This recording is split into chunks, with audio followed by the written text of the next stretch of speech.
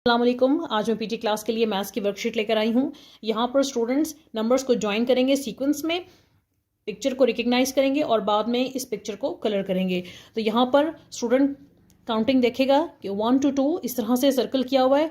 उसके बाद स्टूडेंट फिर 2 से 3 जाएगा, 4, 5, 6, 7, 8, 9, 10।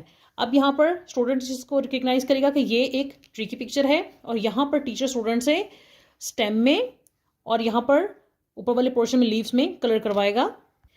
स्टेम में ब्राउन कलर किया जाएगा और लीव्स में ग्रीन कलर किया जाएगा। इस तरह से बच्चों को कलर्स की रिकग्निशन भी होगी और ऑब्जेक्ट की भी।